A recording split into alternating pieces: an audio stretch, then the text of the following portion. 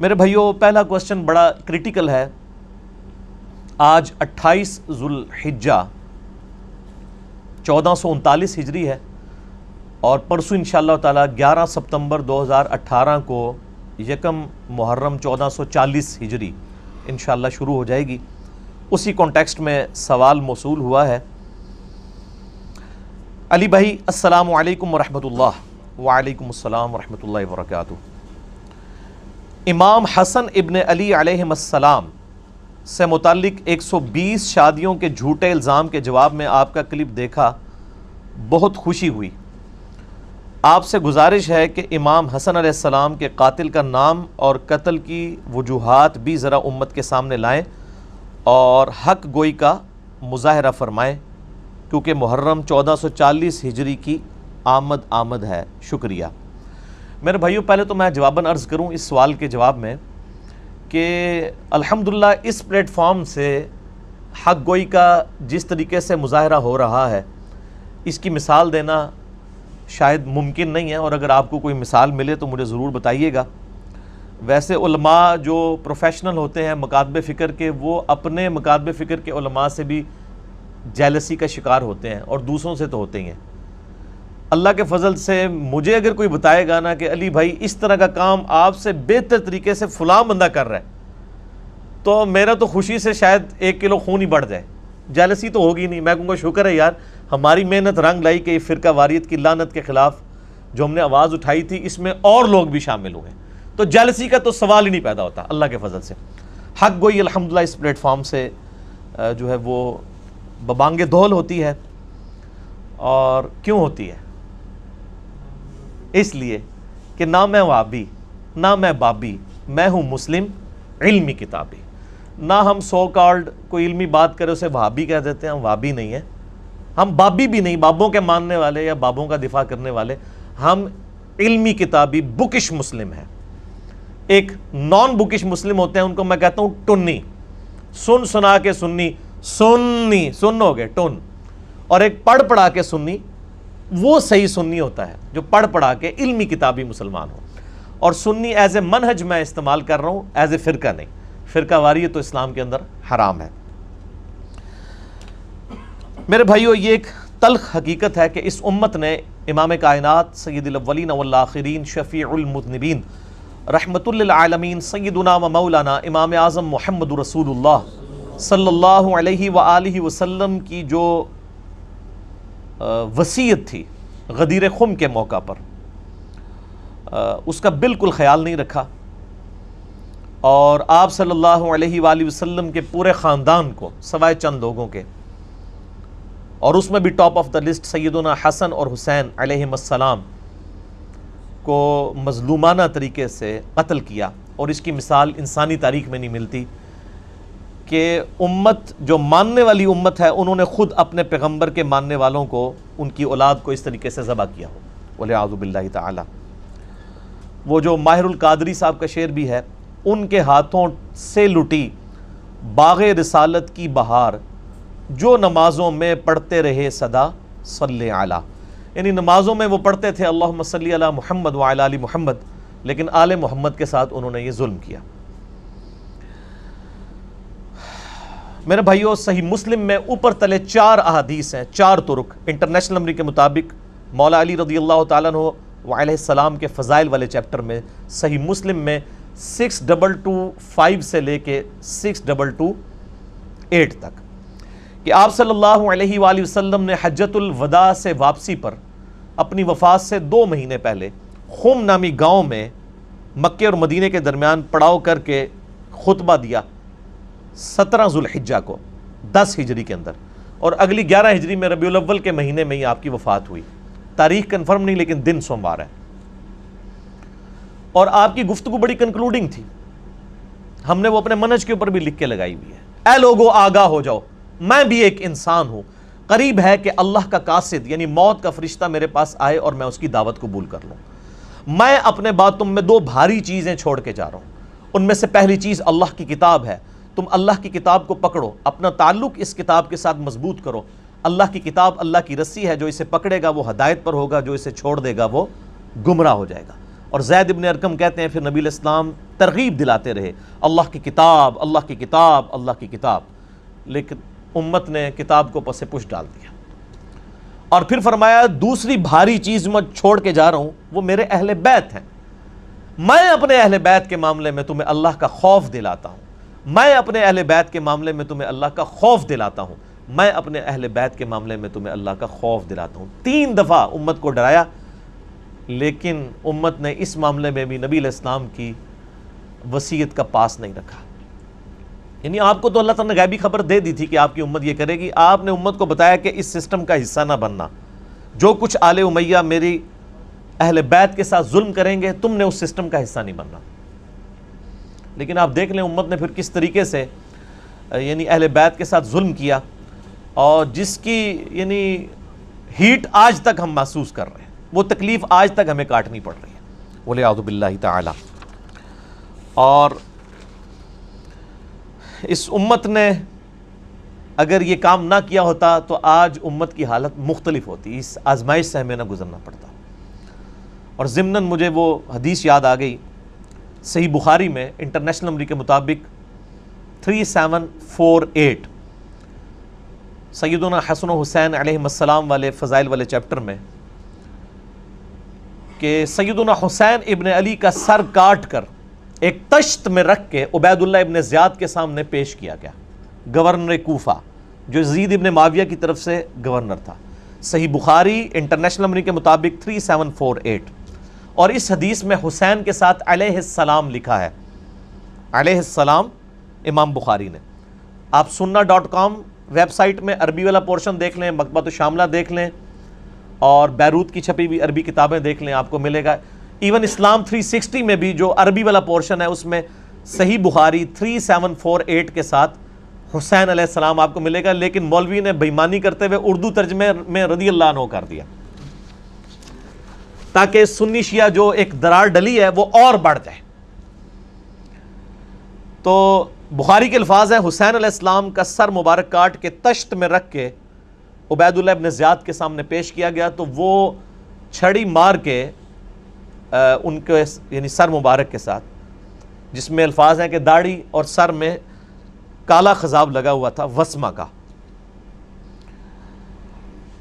اور ترمذی میں بھی اس کی ڈیٹیلز موجود ہیں۔ اس نے کلام کیا تو انس ابن مالک تڑپ اٹھے، اور انہوں نے کہا کہ حسین ابن علی نبی علیہ السلام کے سب سے زیادہ ہم شکل تھے، یعنی یہ حسین ابن علی جو ہیں وہ نبی علیہ السلام کے ہم شکل تھے۔ اسی طریقے سے صحیح بخاری میں ہی آتا ہے انٹرنیشنل نمبر کے مطابق 3753، اسی سے ہی 5 احادیث آگے، کہ عبداللہ بن عمر رضی اللہ تعالی عنہما وعلیہم السلام سے کسی نے حج کے دوران یہ مسئلہ پوچھا کہ اگر کوئی شخص احرام کی حالت میں مکھی یا مچھر کو مار دے تو اس کا وہ کیا دم دے گا یا کوئی کفارہ دے گا؟ تو آپ نے یہ پوچھا یہ کون پوچھ رہا ہے؟ تو انہوں نے کہا یہ عراقی پوچھ رہا ہے، اور ظاہر ہے وہ عراق کا گورنر ہی تھا یزید کا، عبید اللہ ابن زیاد۔ آپ نے فرمایا یہ عراقی مجھ سے یہ مسئلہ پوچھتے ہیں کہ احرام کی حالت میں مکھی یا مچھر کو مارنے کا کفارہ کیا ہے، حالانکہ ان عراقیوں نے اللہ کے نبی کے نواسے کو قتل کیا ہے، جس کے بارے میں نے نبی علیہ السلام سے خود سنا تھا کہ حسن و حسین دنیا میں میرے 2 پھول ہیں۔ اللہ کی لعنت ہو ان لوگوں پر جنہوں نے حسین ابن علی یا حسن ابن علی کو مظلومانہ شہید کیا، اور اللہ کی رحمت ہو، کروڑیں رحمتیں ہوں ان محدثین پر جنہوں نے یہ سچائی امت تک پہنچائی اور سنی شیعہ ٹسل کا شکار نہیں ہوئے۔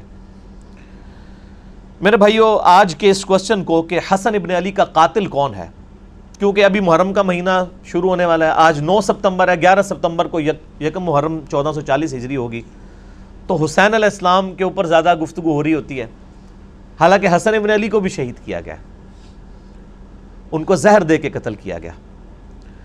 ان کا قاتل کون ہے اس کو میں احادیث کی روشنی میں بعد میں ڈسکس کروں گا۔ شروع میں اہل حدیث علماء کے 3 ریفرنسز کوٹ کروں گا، چونکہ اس وقت پریکٹیکلی سعودیہ اور ایران ٹسل کے اندر یزیدیت اور ناسبیت، یعنی حسین علیہ السلام سے بغض یزیدیت اور مولا علی علیہ السلام سے بغض ناسبیت، اس کا پریکٹیکل جھنڈا اس وقت بعض اہل حدیث علماء نے اٹھایا ہوا ہے، سارے اہل حدیث کی نہیں بات کر رہا، بعض، اور بعض تو ماشاءاللہ پھر انہوں نے ناسبیت کا رد کیا ہے، جیسے شیخ زبیر لیزئی رحمہ اللہ تعالی ہے، المتوفی 1435 ہجری، بمطابق 10 نومبر 2013 ان کی ڈیتھ ہوئی، اور مولانا اسحاق صاحب فیصل آباد والے رحمہ اللہ تعالی المتوفی 28 اگست 2013، دونوں ایک ہی سال فوت ہوئے۔ میرے دونوں استاد ایک ہی سال میں، ایک اگست کے مہینے میں اور دوسرے نومبر کے مہینے میں 2013 کے اندر۔ اللہ تعالیٰ ان کی قبروں کو نور سے بھرے، انہیں نیک کاموں کا اجر عطا فرمائے، ان کی برائیوں سے درگزر فرمائے۔ ان دونوں نے یعنی اہل بیت کے دفاع کا وہ حق ادا کیا جو شاید سو کالڈ وہ لوگ جو اہل بیت کی محبت کا دم بھرتے ہیں انہوں نے بھی نہیں دیا۔ اسی لیے میں دیکھتا ہوں کہ ان لوگوں کی سائٹس کے اوپر بھی، ان لوگوں کے بھی فیس بکس اور یوٹیوب کے اوپر ان لوگوں کی ویڈیوز شیئر ہوئی ہوتی ہیں محرم کے دنوں کے اندر، الحمدللہ۔ لیکن ساتھ ہی ساتھ بعض اہل حدیث میں ہی علماء ہیں جن میں ٹاپ آف دا لسٹ ہمارے جیلم شہر کا ایک فیض عالم صدیقی تھا، ناسبی، جو قتل بھی ہو گیا بعد میں، 1988 کے راؤنڈ اباؤٹ کی بات ہے، جنہوں نے ناسبیت پھیلائی۔ اور اللہ تعالیٰ نے جیلم سے ہی، ہماری اکیڈمی سے واکنگ ڈسٹنس پہ وہ مسجد ہے، باب بگے کی مسجد اسے کہتے ہیں، جدھر فیض عالم صدیقی جمعہ پڑھایا کرتا تھا، اہل حدیث کی مسجد تھی۔ تو آپ دیکھ لیں اسی شہر سے، اس سے چند قدموں کے فاصلے سے ہی الحمدللہ کتاب و سنت کی آواز اٹھی ہے، اور دنیا کے 7 براعظموں تک اہل بیت کی محبت کی شمع جو ہے وہ روشن ہوئی ہے الحمدللہ۔ تو میں اس لیے اہل حدیث علماء کے 3 ریفرنسز سے آغاز کروں گا۔ 2 ریفرنسز جو ہیں وہ صحیح مسلم کی شرح میں جو اہل حدیث نے چھاپی ہوئی ہے، مکتبہ اسلامیہ نے بھی چھاپی ہے، باقی مکتبوں نے بھی، مکتبہ رحمانیہ نے بھی، علامہ وحید الزمان رحمہ اللہ تعالی کی، اور ایک شرح صحیح بخاری کی، وہ بھی اہل حدیث نے چھاپی ہوئی ہے، سید محمد داؤد راز رحمہ اللہ تعالی، جو انڈیا پاکستان جب نہیں بنا تھا اس سے پہلے پوری جمعیت اہل حدیث ہند کے وہ ہیڈ تھے۔ انہوں نے 8 جلدوں پہ صحیح بخاری کی شرح لکھی ہے، جو آپ کے پاس PDF اویلیبل بھی ہے عموماً نیٹ کے اوپر۔ ان کا میں ایک ریفرنس انشاءاللہ یہاں پہ کوٹ کروں گا، اور چونکہ ہماری HD ریکارڈنگ ہوتی ہے تو اسی ریکارڈنگ میں انشاءاللہ آپ کو سکرین کے اوپر HD وہ JPGs نظر بھی آ جائیں گے۔ جب اس کو ہم اپلوڈ کریں گے اس سے پہلے اس کو انشاءاللہ پبلش کروا لیں گے فرحان بھائی انشاءاللہ تعالی۔ ان کو میں نے وہ سارے JPGs جتنی بھی آج ریفرنسز آنے ہیں نا وہ انشاءاللہ آپ کو سکرین میں نظر آئیں گے انشاءاللہ تعالی، لہذا ٹینشن لینے کی ضرورت اس حوالے سے نہیں ہے۔ پہلا ریفرنس ہے میرے بھائیو شرح صحیح مسلم اہل حدیث کی، علامہ وحید الزمان۔ صحیح مسلم میں حدیث ہے انٹرنیشنل نمبر کے مطابق 6409۔ میں نے اپنے لیپ ٹاپ کے اندر وہ پہلے ہی کر کے رکھی ہے تاکہ میں آپ کو ورڈ بائی ورڈ وہ کامنٹس پڑھ کے بتا سکوں۔ یہ حدیث بڑی مشہور ہے، ابو سفیان رضی اللہ تعالیٰ عنہ کے فضائل والے چیپٹر میں صحیح مسلم 6409 کہ ابو سفیان جب ایمان لے کر آئے تو مسلم شریف کے الفاظ ہیں، انہوں نے کہا اے نبی علیہ السلام، مسلمان مجھ سے تو نہ صحیح طریقے سے گفتگو کرتے ہیں اور نہ ہی میرے پاس بیٹھتے ہیں، تو میری کچھ خواہشات ہیں، اگر آپ وہ پوری کر دیں تو اس کی وجہ سے مسلمانوں کا دل میری طرف مائل ہوگا۔ ظاہر ہے پوری زندگی ابو سفیان نے نبی علیہ السلام کی مخالفت کی۔ ابو جہل تو صرف بدر میں آیا تھا نا، اس کے بعد ساری جنگیں ابو سفیان نے لڑی تھی، فتح مکہ کے موقع پہ وہ مسلمان ہو گیا، تو ظاہر ہے کوئی سوئچ تو آن نہیں ہونا تھا کہ ایک دن میں ہی لوگ اس سے محبت کرنا شروع کر دیتے۔ تو مسلم شریف کے الفاظ ہیں، انہوں نے کچھ یعنی ریکویسٹ کی، ان میں سے ایک ریکویسٹ یہ تھی کہ میرے بیٹے معاویہ کو اپنا منشی بنا لیجئے۔ یہ یعنی علامہ وحید الزمان صاحب کا ترجمہ میں پڑھ رہا ہوں، یہ منشی کوئی نٹوریس ورڈ نہیں ہے، اسسٹنٹ کہہ لیں، کلرک کہہ لیں انگلش میں، یعنی اپنا اسسٹنٹ رکھ لیں، چونکہ یہ کاتب بھی تھے تو ان کو کاتب کے طور پہ آپ رکھ لیں۔ تو اس حدیث کے اینڈ پہ جو راوی ہے نا زمیل، ان کے الفاظ ہیں، وہ کہتے ہیں کہ ابو سفیان اس دن جو کچھ نبی علیہ السلام سے مانگ رہا تھا نا، آپ اس کے جواب میں ایگری کرتے جا رہے تھے، کیونکہ آپ علیہ السلام کی عادت تھی کہ آپ انکار نہیں کیا کرتے تھے۔ تو اس طریقے سے سفارشی طور پر ابو سفیان نے اپنے بیٹے معاویہ ابن ابی سفیان رضی اللہ تعالیٰ عنہما کو جو ہے نبی علیہ السلام کے منشی کے طور پہ، اسسٹنٹ کے طور پہ، کاتب کے طور کے اوپر بھرتی کروایا۔ باقی وہ کاتب وحی اور باقی ڈیٹیلز وہ میرا کلپ آپ دیکھ لیں، حضرت معاویہ کے بارے میں لاکھوں لوگوں نے دیکھا ہے، کیا حضرت معاویہ کاتب وحی تھے رضی اللہ تعالیٰ عنہ؟ تو میں نے بتایا کہ ہاں کاتب وحی تھے، لیکن ساتھ کچھ اور حقائق بھی جڑے میں جو آج میں ڈسکس نہیں کروں گا۔ اچھا اس حدیث کی شرح میں صحیح مسلم 6409 میں آپ ذرا ورڈ بائی ورڈ اہل حدیث عالم علامہ وحید الزمان کے کومنٹس اور اہل حدیث ہی چھاپ رہے ہیں، یہ ذرا سنیے. یہ آپ صلی اللہ علیہ وآلہ وسلم کا حسن خلق تھا، یعنی آپ علیہ السلام کا حسن اخلاق تھا اور مصلحت بھی تھی، کیونکہ ابو سفیان کافروں کا سردار تھا.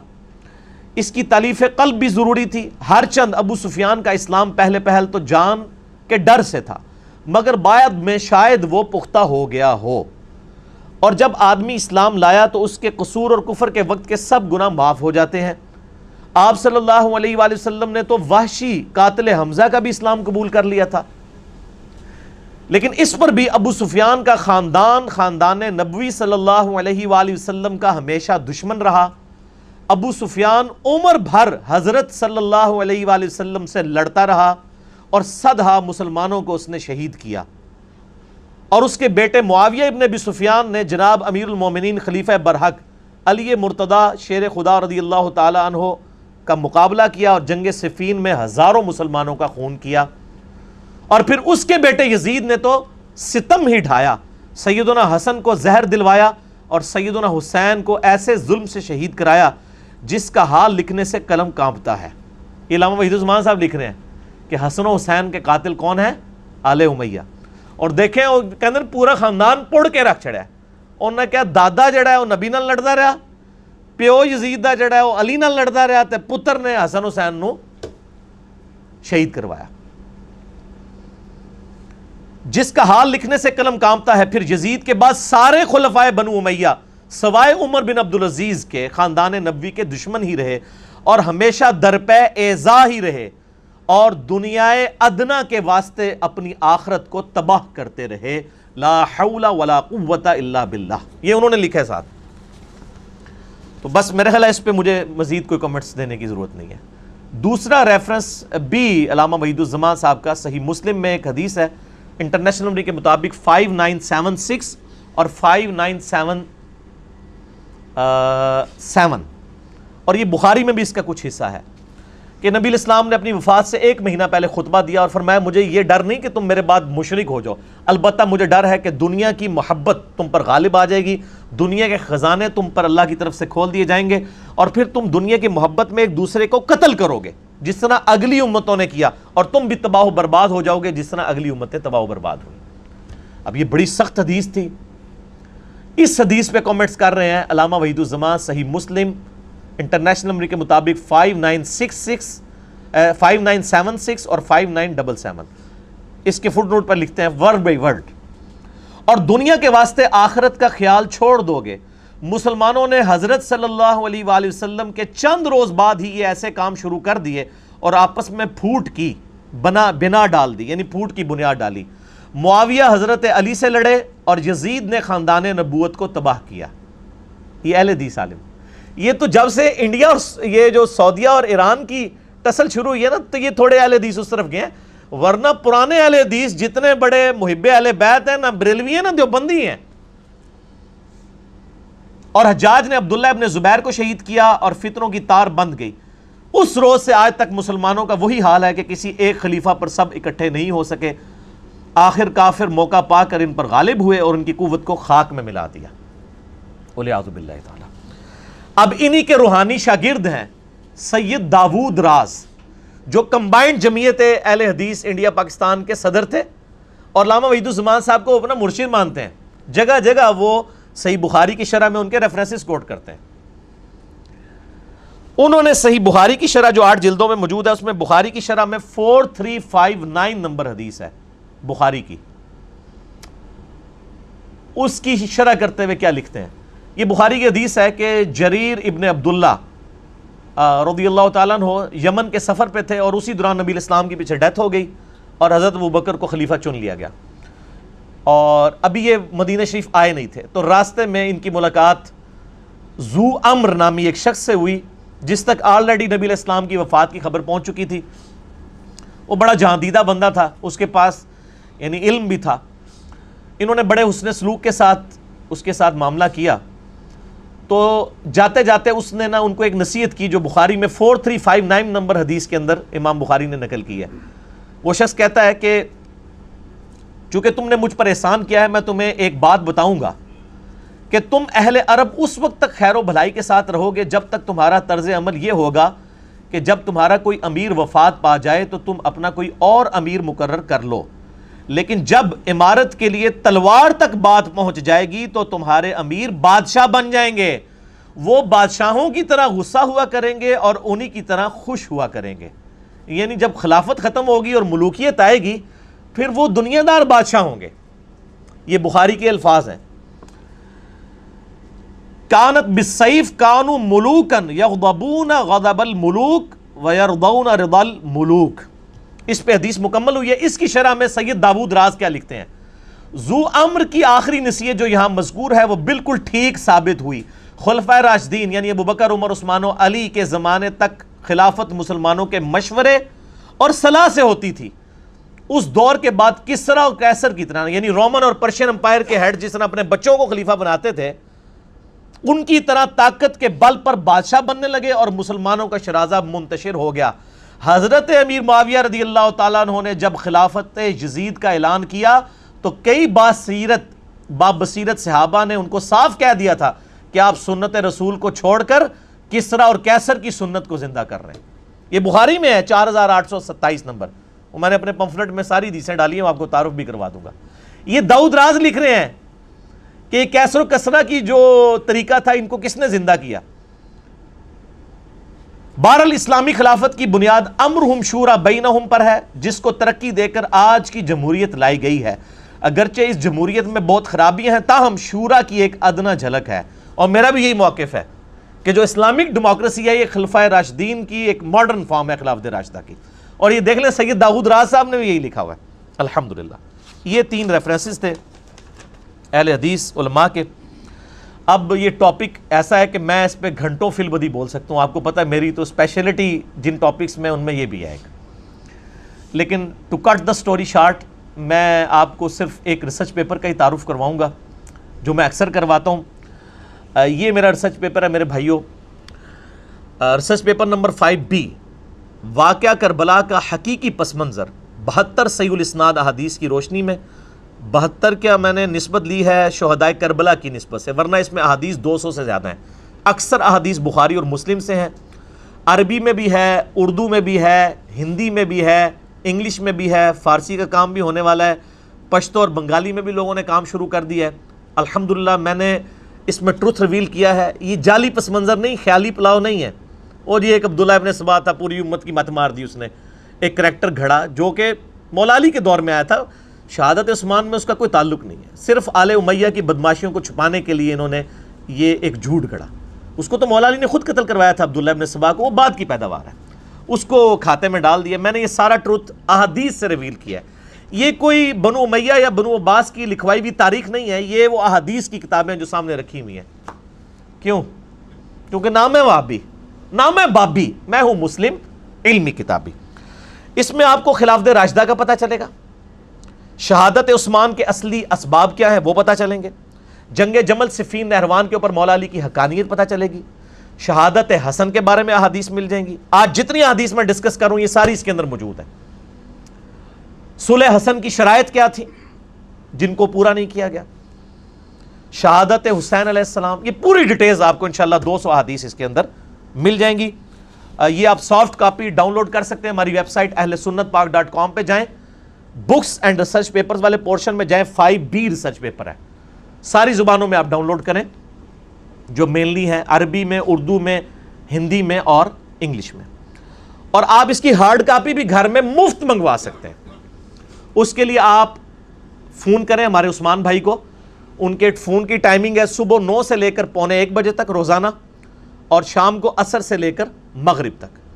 ان کا نمبر ہے +92 321 5900 پاکستان میں کریں گے تو 0321 5900 ان کو کال کریں۔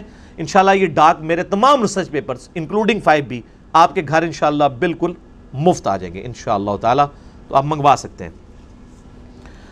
میرے بھائیو 5B ریسرچ پیپر میں ہی 50 نمبر سیریل کے اوپر وہ حدیث موجود ہے جس میں ذکر ہے کہ حسن ابن علی کو زہر دے کر شہید کیا گیا، اور یہ حدیث جو ہے وہ المصنف ابن ابی شیبہ میں انٹرنیشنل نمبرنگ کے مطابق 37,359 ہے، اور جو مکتبہ رحمانیہ نے PDF چھاپا ہوا ہے نا اردو میں، اس میں ہے 38,514۔ وہ انشاءاللہ JPG ہم اس کے اوپر ڈسپلے بھی کر دیں گے، آپ کو وہ حدیث نظر آ جائے گی۔ یہ حدیث المصنف ابن ابی شیبہ میں موجود ہے اور المستدرک للحاکم میں بھی ہے انٹرنیشنل نمبر کے مطابق 4816۔ اور ہمارے جہلم شہر کے بہت بڑے ایک محدث شیخ غلام مصطفیٰ ظہیر صاحب حافظہ اللہ تعالی من الجنت والناس، شیخ زبیر علی ظہیر صاحب کے شاگرد ہیں، انہوں نے اس حدیث کی سند کو صحیح ڈکلیئر کیا، اور ان کا رسالہ ہے السنہ 26 نمبر میں انہوں نے یہ حدیث نقل کی، اور اس کے باقی بھی انہوں نے کئی ایک طریق تھے ان کے سارے ریفرنسز اس کے اندر کوٹ کیے، انشاءاللہ ہم JPG میں وہ بھی یہاں پر ایڈ کر دیں گے کہ حسن ابن علی کو زہر دے کر شہید کیا گیا۔ وہ حدیث آپ کو میں ورڈ بائی ورڈ المصنف ابن ابی شیبہ سے پڑھ کے سنا بھی دیتا ہوں تاکہ آپ کو یہ بات پتہ بھی چل جائے۔ حضرت عمیر ابن اسحاق تابعی روایت کرتے ہیں کہ میں اور ایک آدمی، ان کا کوئی دوست تھا، حضرت حسن ابن علی کی عیادت کے لیے حاضر ہوئے۔ حسن ابن علی اس وقت اس آدمی سے کہنے لگے کہ مجھ سے پوچھ لو اس سے پہلے کہ تم مجھ سے کچھ پوچھ نہ سکو، یعنی میری موت کا وقت قریب ہے، کوئی علمی بات ڈسکس کرنی ہے تو مجھ سے کر لو۔ آپ دیکھیں کہ علم کتنی بڑی چیز ہے، یعنی اہل بیت میں سے پھر نبی علیہ السلام کے نواسے سیدنا حسن ابن علی، وہ موت کے وقت بھی کہہ رہے ہیں کہ کوئی علمی بات مجھ سے ڈسکس کرو۔ اس لیے میں کہتا ہوں علم حاصل کرنا یا علم سکھانا یہ ہزاروں سال کی عبادت سے بہتر ہے، نفلی عبادت سے، اس سے پہلے کہ تم مجھ سے پوچھ نہ سکو۔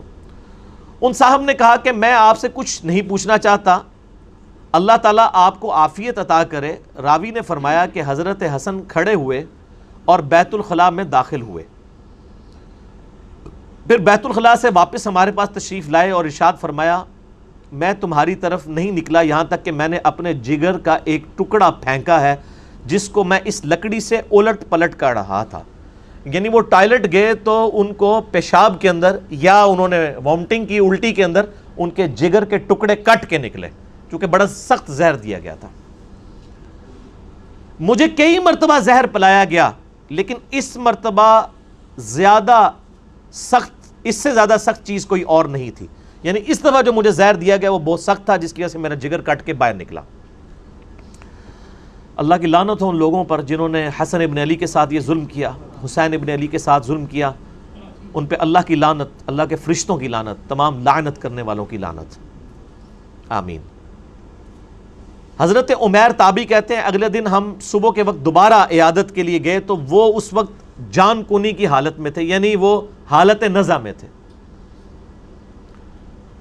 عمیر کہتے ہیں کہ حضرت حسین علیہ السلام ان کے پاس آئے، ان کے سر کے پاس بیٹھ گئے، یعنی حسن ابن علی نزع کے عالم میں لیٹے ہوئے ہیں اور ان کے چھوٹے بھائی حسین ابن علی وہ ان کے سرہانے آ کے پاس بیٹھ گئے اور فرمایا اے بھائی جان آپ کو زہر دینے والا کون ہے؟ تو حضرت حسن ابن علی نے فرمایا کیا تم اسے قتل کرنا چاہتے ہو؟ تو انہوں نے فرمایا جی ہاں۔ تو حضرت حسن نے فرمایا اگر وہ وہی ہے جس کے بارے میں میرا گمان ہے تو اللہ تعالیٰ اسے سخت سزا دینے والا ہے، اور اگر وہ بری ہے تو میں یہ پسند نہیں کرتا کہ ایک بری آدمی میری وجہ سے قتل کر دیا جائے۔ یعنی انہوں نے کہا مجھے اسیسمنٹ تو ہے کہ مجھے قتل کرنے کے لیے زہر کس نے دیا ہے، لیکن چونکہ حضرت حسن کو علم غیب تو کوئی نہیں تھا نا، یہ تو آپ کے بزرگ بابوں کے بارے میں دعوے ہیں نا، تو انہوں نے کہا اگر تو میری یہ اسیسمنٹ درست ہے تو تمہیں بدلہ لینے کی ضرورت نہیں، اللہ تعالیٰ انتقام لینے والا ہے، اور اگر میری اسیسمنٹ غلط نکلی اور تم نے بدلہ لیا تو ایک مظلوم آدمی کو تم قتل کر دو گے۔ آپ دیکھ لیں موت کے نزع کے عالم میں بھی انصاف کا دامن اہل بیت اپنے ہاتھوں سے نہیں جانے دیتے تھے۔ تو یہ حدیث مصنف ابن ابی شیبہ میں بھی ہے، اردو میں بھی ترجمہ آ چکا ہے، PDF انشاءاللہ ہم اٹیچ کر دیں گے۔ المصنف ابن ابی شیبہ کے علاوہ یہ المستدرک للحاکم میں موجود ہے جس کا میں نے حوالہ الحمدللہ دے دیا۔ اب رہا میرے بھائیوں کہ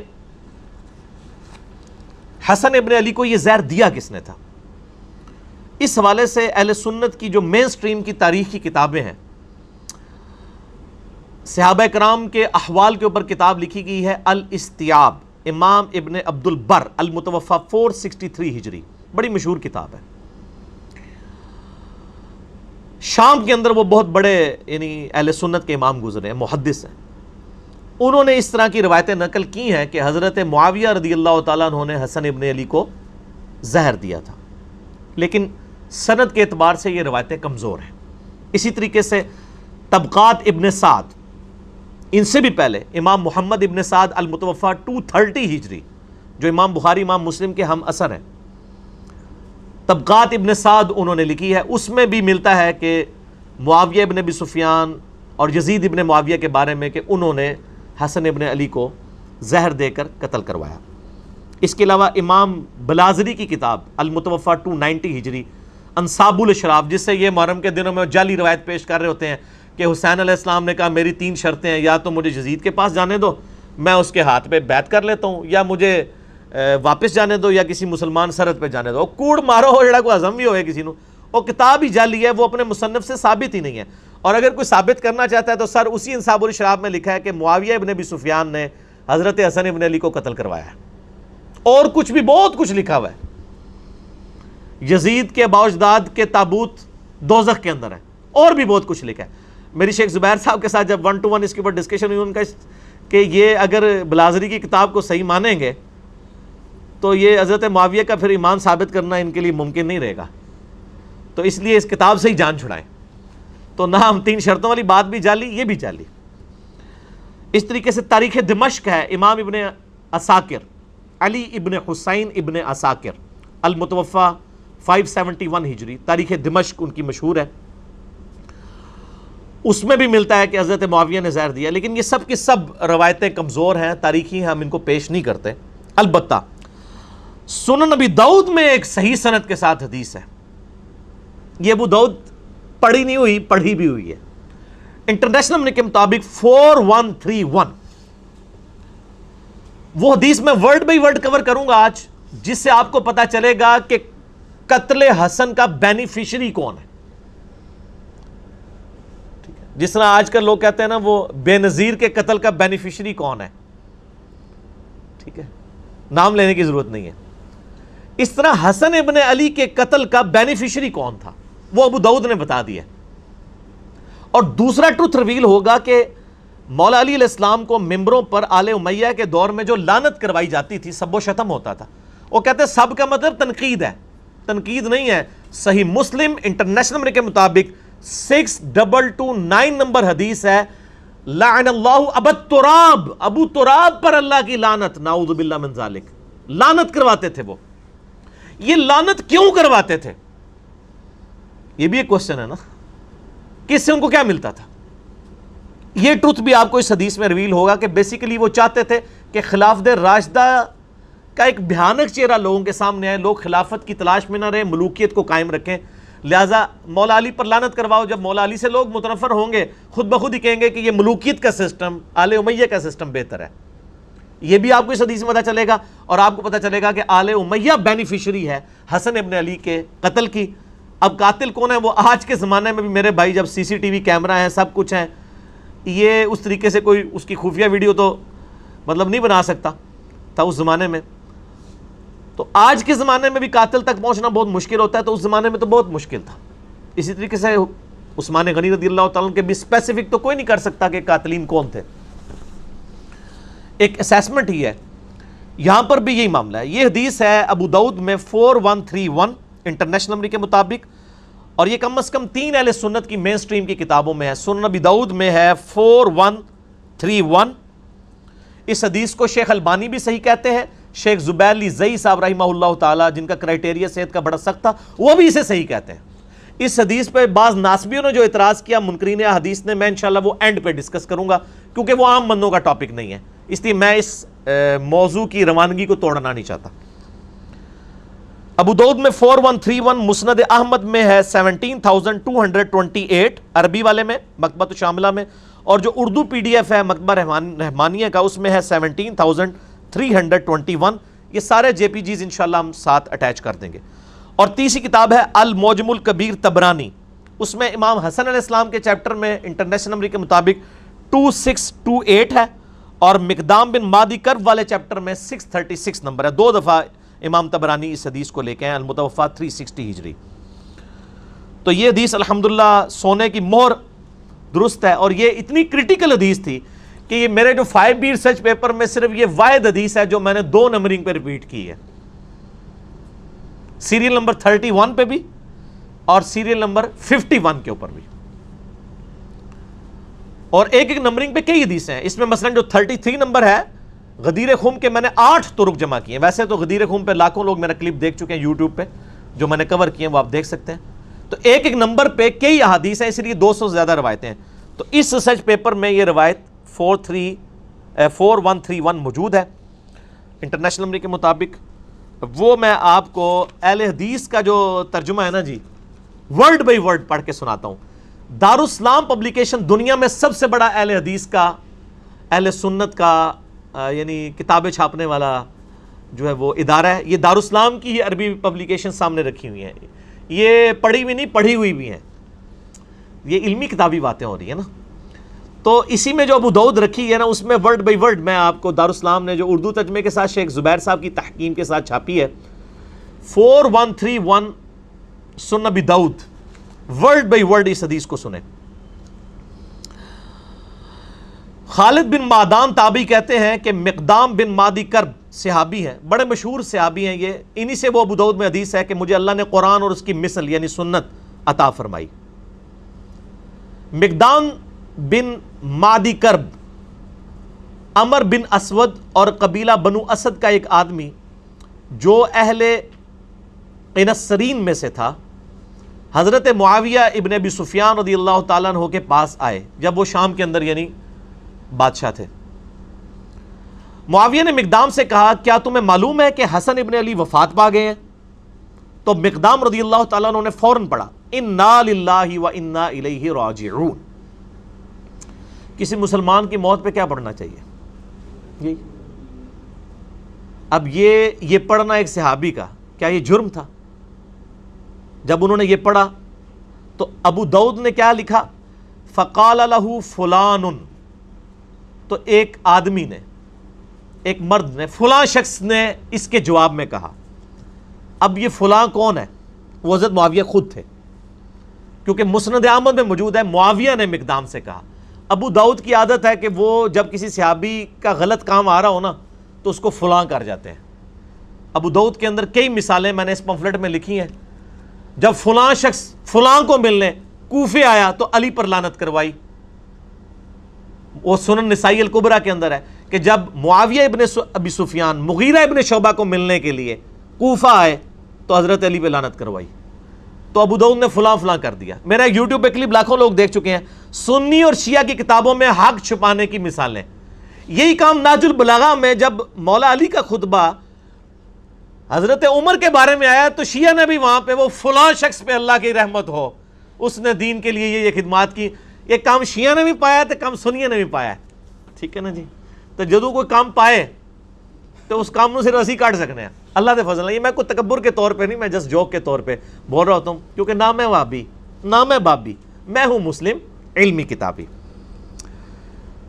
تو حضرت معاویہ نے کہا, مسند احمد میں بھی اور المعجم الکبیر طبرانی میں بھی موجود ہے جو میں نے نمبر بتایا, کہ حضرت معاویہ نے یہ کہا کہ مقدام کیا تم حسن کے مرنے کو مصیبت سمجھتے ہو؟ انا للہ و انا الیہ راجعون. میں نے کہا تھا نا آپ کو پتا چلے گا قاتل کون ہے یہ تو ہم نہیں کہتے, لیکن بینیفیشری کون ہے, خوشی کسے ہوئی حسن کے مرنے پر؟ آل امیہ کو. انہوں نے کہا, اب مقدام بن مادی کرب کو بڑا غصہ آیا.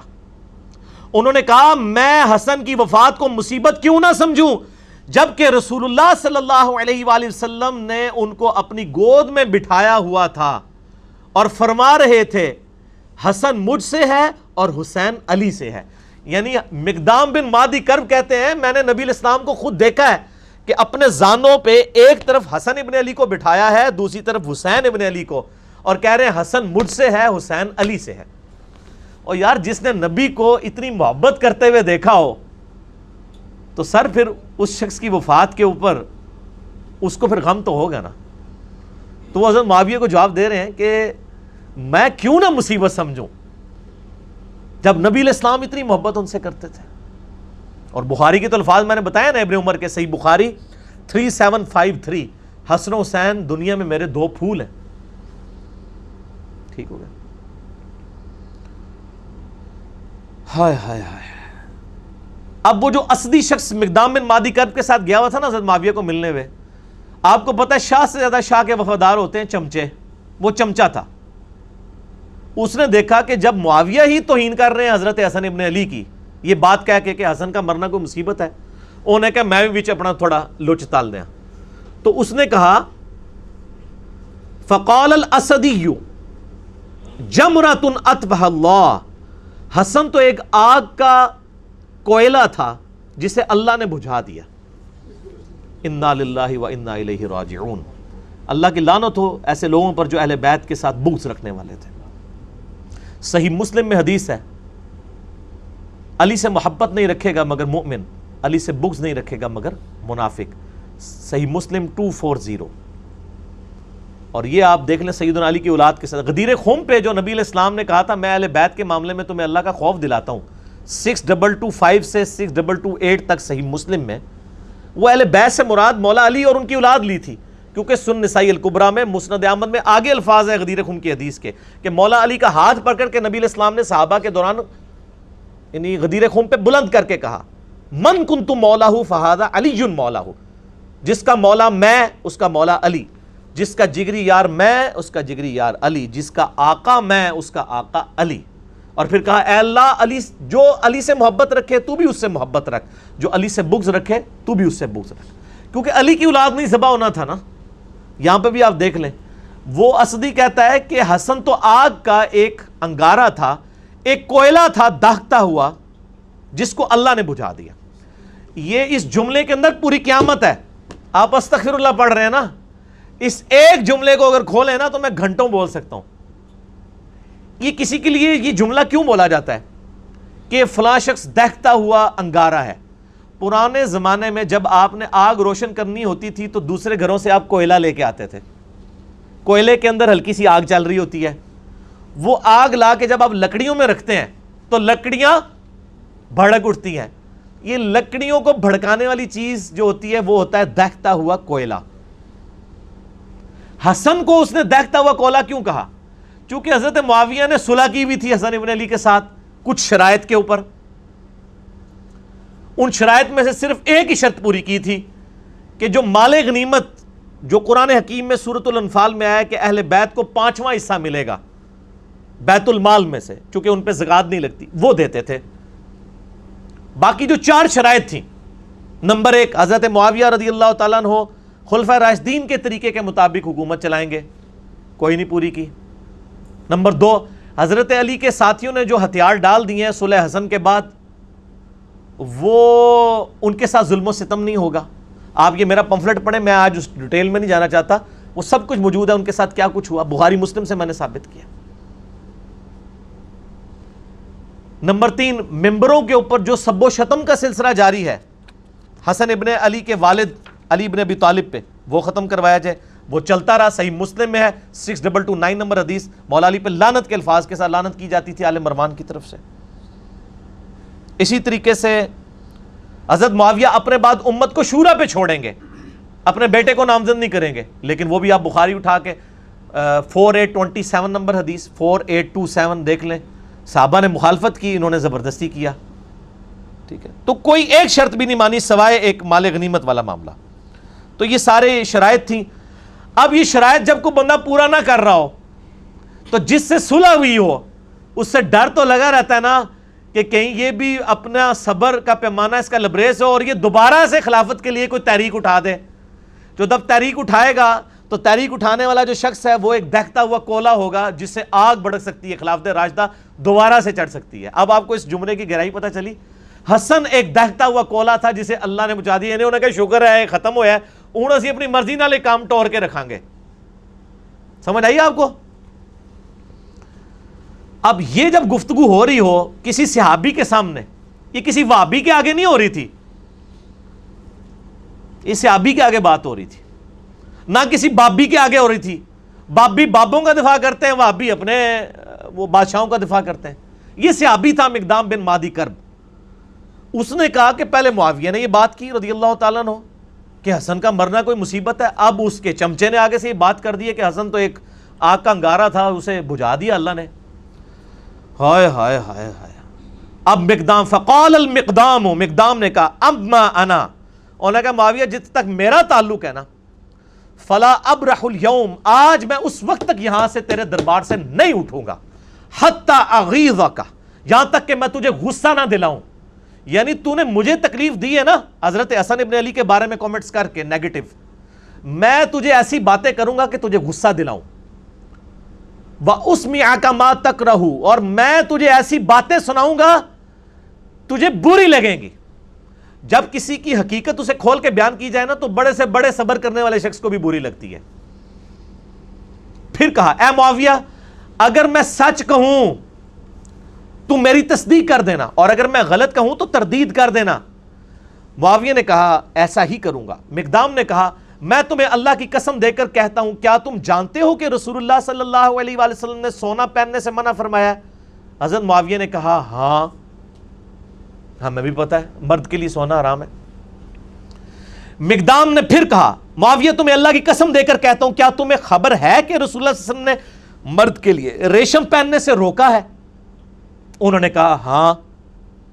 حضرت مقدام نے کہا میں تمہیں اللہ کی قسم دے کر تیسری بات پوچھتا ہوں، کیا تم جانتے ہو کہ رسول اللہ صلی اللہ علیہ وآلہ وسلم نے درندوں کی کھالیں پہننے اور درندوں پر سواری کرنے، یعنی شیر کی کھال پہننا یہ تکبر کی علامت ہے، اس سے منع فرمایا؟ حضرت معاویہ نے کہا ہاں۔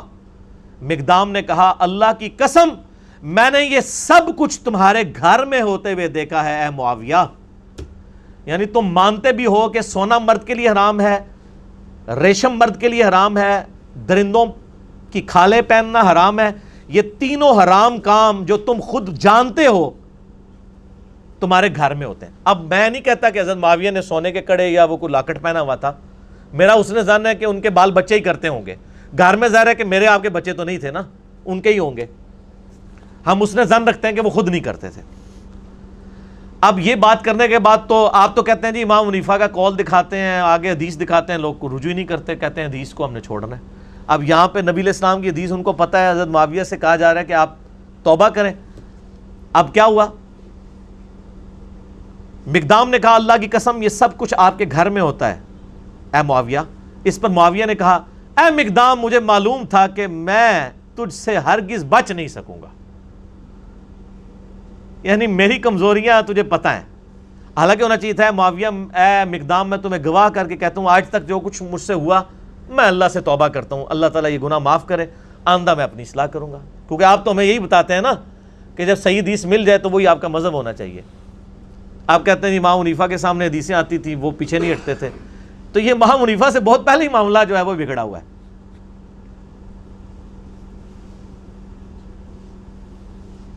مجھے پتا تھا میں گلے نہیں تیرے کو جیت سکتا، اے منو بھی کہہ رہے ہوندے نے او علی دی زبان بڑی لمبی ہے، او زبان نہیں لمبی، سچ ہوتا ہی اتنا طاقتور ہے کہ اس سے آپ جیت ہی نہیں سکتے۔ یہ تواڈے بزرگ بابے بھی یہی کہتے سن کہ میں گلے تواڈے کو نہیں جیت سکتا، انشاءاللہ تسی بھی نہیں جیت سکو گے کیونکہ بات ہی سچی ہے۔ آپ دیکھ لینا اے مقدام مجھے معلوم تھا کہ میں تجھ سے ہرگز نہیں بچ سکوں گا۔ خالد بن معدان نے بیان کیا کہ پھر حضرت معاویہ رضی اللہ تعالیٰ نے مقدام کے لیے اس قدر انعام کا حکم دیا، انہوں نے کہا جی بیت المال میں سے لا کے ذرا مال دو۔ بادشاہ آپ کو پتہ ہے نا وہ جب کسی کو خوش کرنا چاہتے تھے تو مال دیتے تھے، تو مقدام بن مادی کرب کو انہوں نے کہا اس کو انعام دو اور ان کے دوسرے ساتھیوں کو بھی دو۔ چنانچہ حضرت مقدام کو جب مال دیا گیا تو انہوں نے اپنے ساتھیوں میں وہیں تقسیم کر دیا۔ حضرت معاویہ نے گفٹ دیا، انہوں نے تحفہ سنت کے مطابق قبول کر لیا، لیکن وہ آج کل مولوی علی سنت نہیں سی کہ لے کے بوجھ پا لیندے۔ نبی علیہ السلام کو بھی جو گفٹ آتے تھے آپ قبول کرتے تھے، صحابہ میں ہی بانٹ دیتے تھے۔ تو مقدام بن مادی کرب کو جتنی رقم حضرت معاویہ نے اس وقت دی بیت المال میں سے، انہوں نے لے کے ادھر ہی غریبوں میں تقسیم کر دی۔ سچا بندہ جو ہے اس کو کسی کی پرواہ نہیں ہوتی ہے، وہ بینیفیشری نہیں ہوتا کسی کا، اس کی روٹی روزی دین کے ساتھ نہیں جڑی ہوتی۔ چنانچہ مقدام نے اپنے ساتھیوں میں سے تقسیم کر دیا، مگر اس اسدی نے جو کچھ وصول کیا وہ کسی کو کچھ نہ دیا. اور جنہیں کیا سی نا حسن آگ کا انگارہ ہے، اس کا کریکٹر بھی نقل کر دیا امام ابو داؤد نے. اس نے کسی کو کوئی چیز نہیں دی. ٹھیک ہو گیا، وہ ظاہر ہو گیا ہی مال لینڈ سی. بعد میں جب حضرت معاویہ کو یہ خبر پہنچی کہ مقدام نے سب کچھ اللہ کی راہ میں خیرات کر دیا، تو حضرت معاویہ نے کہا مقدام کھلے ہاتھ کے سخی آدمی ہیں اور اسدی اپنے مال کی خوب حفاظت کرنے والا ہے. یعنی حضرت معاویہ کو جب بتایا گیا نا کہ انہوں نے باہر نکلتے ہی آپ کے لوگوں میں ہی مال تقسیم کر دیا ہے، تو حضرت معاویہ نے بھی تعریف کی حضرت مقدام بن مادی کرب کی. ان کو گستاخ صحابہ اور رافضی نہیں کہا مقدام کو. ان کا یار گل تو صحیح کی تھی انہیں. تو اسی بھی مان جاؤ میں گلا صحیح کرنا بھائی، ناراض نہ ہویا کرو. اچھا اس کی شرح جو ہے دارالاسلام نے لکھی ہے بھائی، میں نے نہیں لکھی. اور دارالاسلام میں بھی شیخ زبیر صاحب نے نہیں لکھی ہے. شیخ زبیر صاحب نے صرف حدیثوں پہ صحت کا حکم لگایا، جو شرح ہے وہ دوسرے علماء نے لکھی ہے. اور صلاح الدین یوسف صاحب نے بھی اس کے اوپر یعنی کہ تقریض لگائی ہوئی ہے. اس کی شرح میں لکھتے ہیں، اب دیکھیں دارالاسلام ورڈ بائی ورڈ آپ شرح سنیں. صحابہ کرام حق بات کہنے میں بڑے جری تھے. حضرت مقدام رضی اللہ تعالیٰ عنہ کو حضرت معاویہ رضی اللہ تعالیٰ عنہ کی عمارت سے کوئی خوف نہ آیا اور بے دھڑک حق بات کہہ دی. چلو جی شکر ہے. اے علی بھائی نے نہیں کہا گیا لکھو، دارالاسلام نے کئی سال پہلے یہ شرح کی ہوئی ہے. اس مکالمے کے شروع میں جو آیا کہ ایک آدمی نے کہا کہ حسن کے مرنے کو تم مصیبت سمجھتے ہو، اس کے قائل شاید حضرت معاویہ ہی ہوں جس سے ادبن مبہم رکھا گیا ہے. اے دیکھو وہ شرح کرنے والا مان رہا ہے کہ یہ جو ہے نا ایک بندے نے کہا کہ معاویہ کا مرنا کو مصیبت ہے، تو یہ حضرت معاویہ نے اصل میں کہا تھا، امام داؤد نے ادب کے طور پر فلاں لکھ دیا. آگے بریکٹ میں لکھا ہے اون المعبود. اون المعبود اہل حدیث عالم کی وہ شرح ہے ابو داؤد کی جو پوری دنیا میں مدرسوں میں پڑھائی جاتی، عربی میں لکھی ہوئی. یہ شاید نہیں سرکار دارالاسلام والے ہو، یہ شاید کٹو، یہ یقیناً ہے، کیونکہ اس کا جو طریق المعجم الکبیر طبرانی میں ہے اور مسند احمد میں ہے، اس میں الفاظ ہیں کہ معاویہ رضی اللہ تعالیٰ عنہ نے کہا کہ حسن کے مرنے کو کیا تم مصیبت سمجھتے ہو. اس کے بعد پھر وہ لکھتے ہیں بنو امیہ اور اہل بیت کے خاندانوں میں سیاسی امور میں ان کے خاص رجحانات تھے. یہ تاریخ اسلام کا انتہائی پریشان کن دور تھا جو گزر گیا. وہ کہتے ہیں گزر گیا، مٹی پاؤ چھاڑ دو.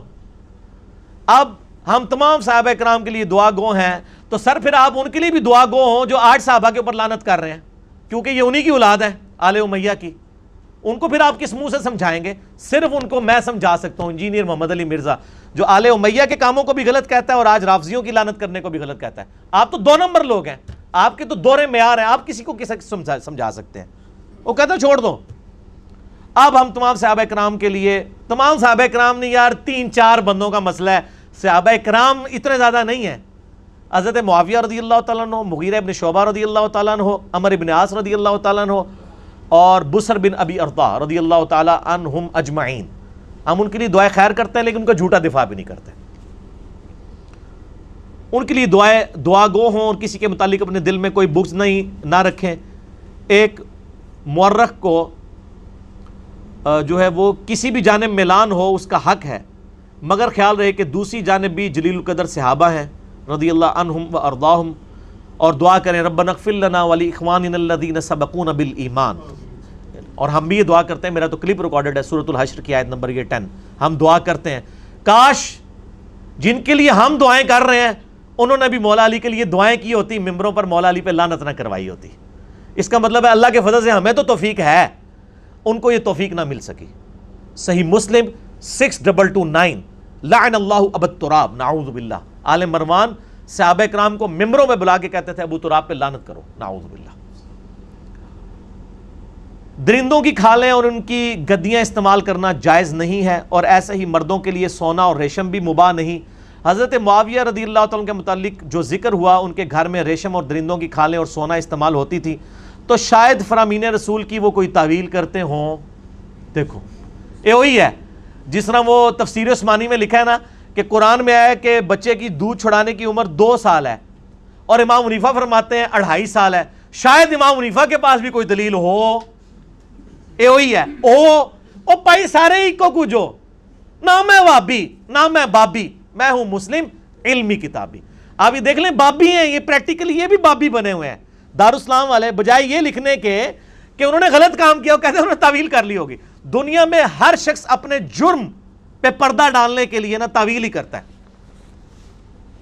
ظاہر ہے جنہوں نے عمار ابن یاسر کے قتل کے اوپر تعویل کر لی کہ یہ علی ہے قاتل، نہ علی لے کے آتا تو نہ قتل ہوتا، ماریا خود.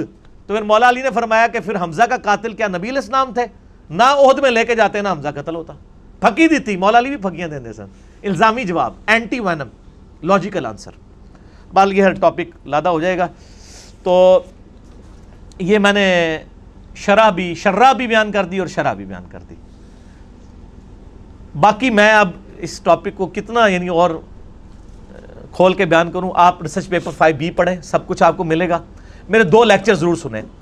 ایک لیکچر ہے جس میں میں نے اہل تشیع کا مقدمہ اہل سنت کی عدالت میں پیش کیا ہے، مسئلہ نمبر 101، صحیح مسئلہ خروج، خلافت و ملوکیت صحیح مسئلہ خروج اور فکر حسین حق پرستی کی علامت ہے. اہل سنت پاک.com پہ یوٹیوب پہ جا کے لکھیں 101 مسئلہ، کھل جائے گا. اس میں نے اہل تشیع کا مقدمہ اہل سنت کی عدالت میں پیش کیا، جس ایسی مسجد میں جہاں پہ آدھے شیعہ بیٹھے ہوئے تھے، آدھے سنی، اور سنی بھی تینوں بریلوی دیوبندی اہل حدیث. اور دوسرا لیکچر ہے مسئلہ نمبر 162A، خلافت راشدہ کے 30 سال، شیعہ کی کتاب نہج البلاغہ سے مولا علی علیہ السلام کے 5 خطبات کی روشنی میں، جس میں میں نے اہل سنت کا مقدمہ اہل تشیع کی عدالت میں پیش کیا ہے. لاکھوں لوگ یہ ویڈیوز، اس کے کلپس دیکھ چکے ہیں. آج میں ڈیٹیل میں نہیں جاؤں گا. آپ 5B ضرور پڑھیں، اہل سنت پاک.com سے ڈاؤن لوڈ کریں. ہارڈ کاپی منگوانی ہے عثمان بھائی کو صبح 9 سے لے کر 12:45 بجے تک، اور شام کو عصر سے مغرب تک پاکستان ٹائم کے مطابق کال کریں. تمام ریسرچ پیپرز فری ڈاک میں آپ کے گھر بالکل مفت پہنچیں گے. ان کا نمبر، موبائل نمبر نوٹ کر لیں، +92 321 5900 162، اور پاکستان میں کریں گے تو 0321 5900 162. ہارڈ کاپی بھی آپ کو یہ 200 احادیث کی انشاءاللہ مل جائے گی.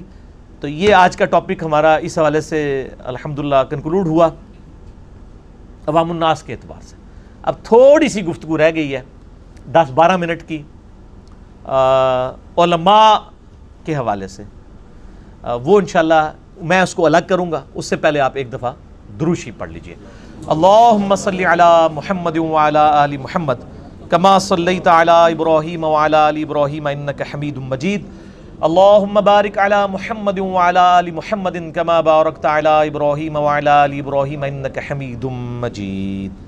سنن نبی داؤد کی حدیث نمبر 4131 جو مسند امام احمد میں بھی موجود ہے، انٹرنیشنل نمبر کے مطابق 17,228، اور اردو PDF میں 17,321. المعجم الکبیر طبرانی میں بھی موجود ہے، حضرت حسن ابن علی کے چیپٹر میں 2628 نمبر، اور مقدام بن مادی کرب والے چیپٹر میں 636 نمبر. اس حدیث پہ بعض منکرین احادیث میں سے، اور یہ میں نے بہت پہلے کئی سال پہلے پریڈکشن کی تھی، 6 سال پہلے، کہ جو ناسبی ہوگا نا مولا علی سے بغض رکھنے والا، وہ منکرین حدیث ضرور ہوگا. وہ بخاری مسلم کی احادیث کا بھی انکار کرے گا کیونکہ اس کی مجبوری ہے، حدیثیں اس کی موت ہیں. وہ تو پیش کرے گا آل امیہ اور آل عباس کی لکھوائی ہوئی جھوٹی تاریخ، تو وہ حدیثوں کے اوپر حملے کرے گا اور بڑی یہ پرواہ نہیں کرے گا کہ وہ منکرین حدیث ہوگا. وہ کہے گا رفع الدین کی حدیثیں لے لو، باقی حدیثیں نہ لو. تو بعض ناسبیوں نے اس حدیث کے اوپر اعتراض کیا تاکہ یہ معاملہ ہی گول کر دیا جائے. حالانکہ اس حدیث کو آج تک کسی نے ضعیف نہیں کہا اہل سنت کی تاریخ میں. اور دور اعظم میں بہت بڑے محدث شیخ ناصر الدین البانی رحمہ اللہ تعالی المتوفا 1999 عیسوی، اور شیخ زبیر علی زئی رحمہ اللہ تعالی المتوفا 2013 عیسوی، دونوں نے اس حدیث کو صحیح کہا. اور شیخ زبیر صاحب تو تدریس کے مسئلے میں بہت وہمی تھے، وہ تو البانی کی بھی صحیح کی حدیثوں کو ضعیف کہہ دیتے تھے تدریس کے مسئلے میں. اس کے باوجود اس حدیث کے اوپر انہوں نے کوئی کمپرومائز نہیں کیا اور اس حدیث کو انہوں نے صحیح ڈکلیئر کیا. 2 اعتراض ہوتے ہیں اس حدیث کے اوپر. میں انشاءاللہ علماء کے لیے، تو میں طالب علم ہوں لیکن علماء کی اصلاح کے لیے بیان کر دوں. پہلا اعتراض کرتے ہیں کہ اس حدیث میں ایک راوی ہے بقیہ ابن الولید المتوفا 197 ہجری تبع تابعین میں سے ہیں رحمہ اللہ تعالی. وہ کہتے ہیں کہ ناقابل اعتبار راوی ہے، اس کی حدیث محدثین نے قبول نہیں کی. اور دوسرا اعتراض کرتے ہیں اور مجھے کہتے ہیں جی، آپ کہتے ہیں جی وہ سما کی تصریح نہ ہو، مدلس ان سے روایت کرے تو ضعیف ہوتی ہے. وہ کہتے ہیں جی بقیہ جو ہے یہ مدلس ہے اور یہ ابو داؤد کی حدیث میں یہ ان سے روایت کر رہا ہے اور اس کی ان والی روایت جو ہے اب وہ سما کی تصریح کے بغیر ضعیف ہوگی. لہٰذا وہ کہتے ہیں جی آپ کے اصول کے اوپر اس کی روایت خود بخود ضعیف بنتی ہے. حالانکہ میرا اصول نہیں ہے، یہ تو صحیح مسلم کے مقدمے میں لکھا ہے، اور یہ اصول سب سے زیادہ اگر کسی نے انٹروڈیوس کروایا ویڈیوز میں نے اور کتابوں میں شیخ زبیر علی زئی رحمہ اللہ تعالیٰ نے. اس کے باوجود شیخ زبیر صاحب نے اس حدیث کو صحیح کیوں کہا؟ یہ دونوں اعتراض کے میں جواب انشاءاللہ دوں گا، کیونکہ نہ میں وہابی نہ میں بابی، میں ہوں مسلم علمی کتاب ہے. تو یہ پہلا اعتراض کہ بقیہ جو ہے یہ ضعیف راوی ہے، بڑا ریجیکٹڈ راوی ہے، اس کی روایت قبول نہ کی جائے.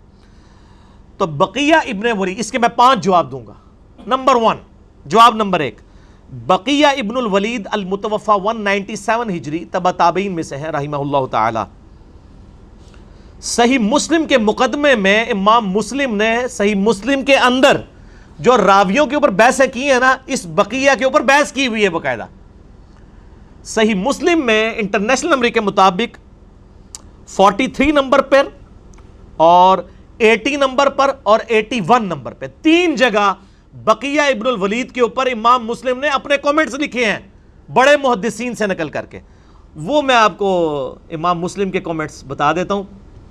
43 نمبر پہ لکھتے ہیں کہ عبداللہ ابن مبارک کہتے ہیں، عبداللہ ابن مبارک المتوفى 181 ہجری امام حنیفہ کے شاگرد ہیں.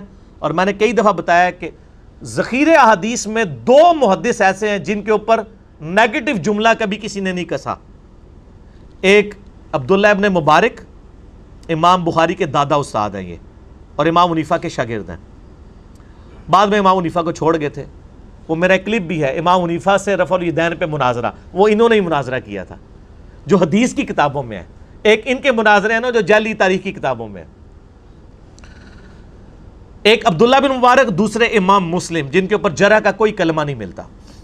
امام بخاری پہ بھی بعض محدثین نے جرح کی ہے لیکن ان کے اوپر نہیں جرح ملتی. عبداللہ ابن مبارک کا قول صحیح مسلم میں انٹرنیشنل نمبر کے مطابق جو مسلم کا حصہ ہے اور نمبرنگ کا حصہ ہے 43 نمبر، عبداللہ ابن مبارک کہتے ہیں کہ بقیہ ابن ولید صدوق راوی ہے، سچا راوی ہے، لیکن وہ روایت کرتا ہے سب قسم کے لوگوں سے.